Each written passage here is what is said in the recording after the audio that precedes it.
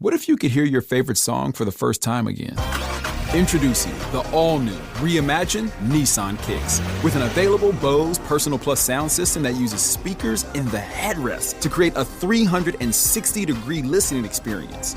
You've never heard anything like this. Reimagine your music and your drive. Experience the all-new, reimagined Nissan Kicks for yourself at nissanusa.com today. Available feature. Bose is a registered trademark of the Bose Corporation. When you check out at the pharmacy, you see the journey from idea to medicine, thanks to our intellectual property system, or IP for short. IP safeguards inventions, like a new way to prevent seizures or lower cholesterol. And IP supports competition from other brands, then lower cost generics, which are 90% of prescriptions filled in the US. Innovation, competition, lower costs, thanks to IP. Learn more at phrma.org/IP works wonders. This is Optimal Work Daily. The Network Effect Isn't Good Enough by Nir Eyal and Sangeet Paul Choudary with nirandfar.com.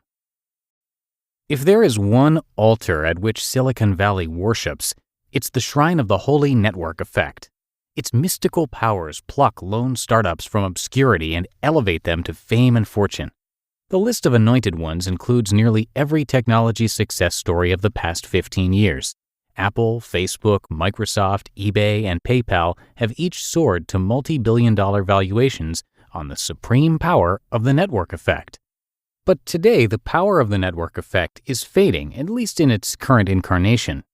Traditionally defined as a system where each new user on the network increases the value of the service for all others, a network effect often creates a winner-takes-all dynamic, ordaining one dominant company above the rest.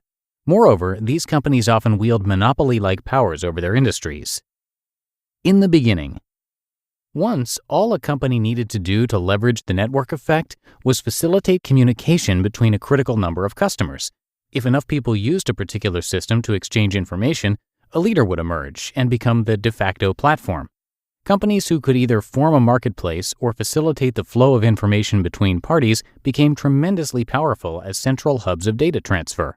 In fact, the first network effect platform was Bell Telephone, which established a government-sanctioned monopoly nearly 100 years ago. Since then, successful network effects businesses have sung from essentially the same hymnal.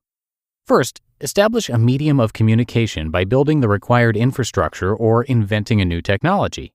For example, lay down telephone wires from coast to coast. Then provide access to the network to improve the ease of information transfer, say by selling fax machines. Finally, race to grow the user base before competing services do. If you get bigger faster than your competitors, voila, you're inside the pearly gates. Rapture. That's the plan, at least, but today things are not quite so simple. For one, in the old days, consumers paid to access the network through their upfront investment in hardware. These upfront costs locked users into the network, and once they were in for good, thus erecting barriers to entry for would-be competitors. However, the cost of providing access to the network has fallen precipitously. The days of customers buying expensive hardware to use a network are gone, as is the correlating lock-in effect. Converts. In addition to access costs falling to zero, another key component of what once kept users locked into a network has vanished. Once, porting contacts onto a new network, like switching instant messaging services from Yahoo to AIM, was a non-trivial task. Today, however, customers use their Facebook, Twitter, or Google profiles to join a new service in seconds. A burgeoning network, take Instagram or Pinterest, can leverage the single sign-on enabled by the social graph to reach critical mass faster than ever before. Users not only port their personal information, but bring their connections as well. In the age of the social web, the convenience of the social graph has largely toppled the lock-in that once kept users bound to one network over another. Tending the flock. Without the upfront investment in physical hardware and users' newfound ability to port personal information and contacts, how is a company to retain its users? Is the network effect's ability to lock in users dead? Hardly. The power to leverage the network effect now resides in stored value. Unlike network access costs, stored value is investment that comes in small increments with repeated use, increasing the importance of the service the more a user engages with it. Stored value. Stored value comes in 4 forms, and companies leverage these tiny investments to build lock-in to their service and retain users. 1. Creative content. For instance, Pinterest, Facebook, or Instagram. Users invest in creating a portfolio of creative content which forms the basis of their interactions on the platform. The quality and quantity of the content results in more interactions with other users, which in turn provides greater value to the content creator. 2. Reputation. TaskRabbit, Airbnb, and Stack Overflow. Although marketplaces for physical goods, such as eBay, have been around for some time, services marketplaces have grown in popularity lately. Trust is an important component of this new breed of network effects business. As a result, reputation built on the platform directly contributes to greater value for all users.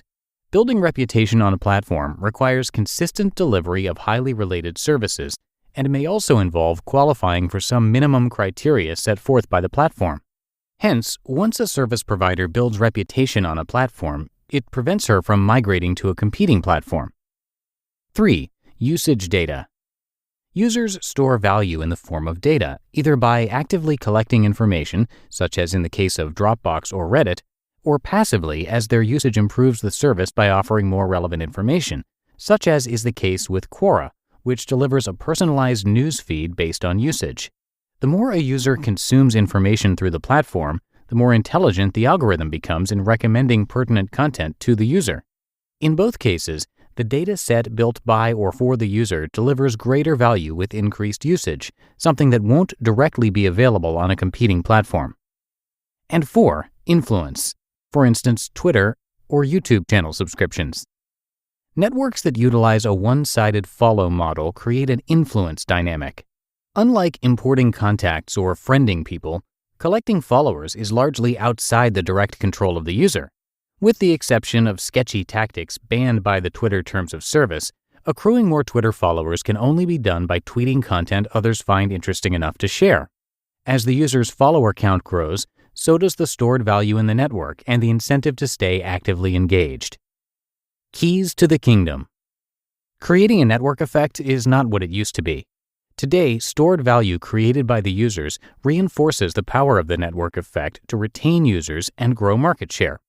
This dynamic makes creating user habits all the more important, as investments of stored value only occur through successive passes through the user experience. With the portability of the social graph and the fall of upfront costs to join a network, companies must leverage new ways of acquiring and retaining users rather than just the network effect. Business models that leverage a network effect plus stored value hold the keys to the kingdom. You just listened to the post titled "The Network Effect Isn't Good Enough" by Nir Eyal and Sangeet Paul Choudary with nirandfar.com. We're driven by the search for better. But when it comes to hiring, the best way to search for a candidate isn't to search at all. Don't search. Match with Indeed. Indeed is your matching and hiring platform with over 350 million global monthly visitors and a matching engine that helps you find quality candidates fast. Ditch the busy work. Use Indeed for scheduling, screening, and messaging. 93% of employers agree Indeed delivers the highest quality matches compared to other job sites. One of the things I love about Indeed is that it makes hiring all in one place so easy because Indeed's matching engine is constantly learning from your preferences. So the more you use Indeed, the better it gets.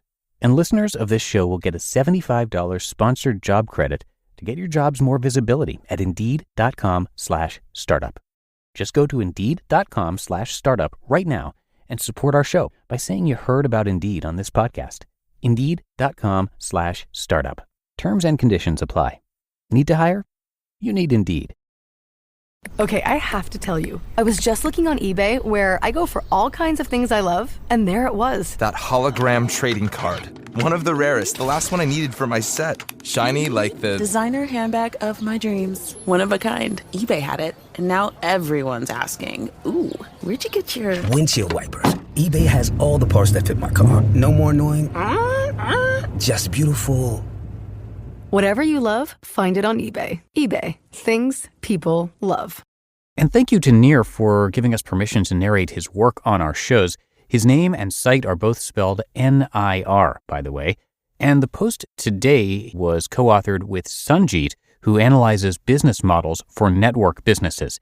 His work on platforms has been selected by Harvard Business Review as one of the top 10 management ideas globally for 2016 to 2017. Sangeet is the co-chair of the MIT Platform Strategy Summit at the MIT Media Labs and is a frequent keynote speaker. And you can find him online at platformthinkinglabs.com. There is a blog there, along with his bio and a lot more. And as for Nir, you can get a download of his bonus 80-page workbook full of exercises and activities to help you become indistractable. And that is also the name of his book that's worth checking out. It's all about controlling your attention and choosing your life. So for that, come by nirandfar.com. And again, Nir is spelled N-I-R. And that's going to do it for today. I thank you so much for being here and listening all the way through. And I will be back with you tomorrow for the Tuesday show, where your optimal life awaits.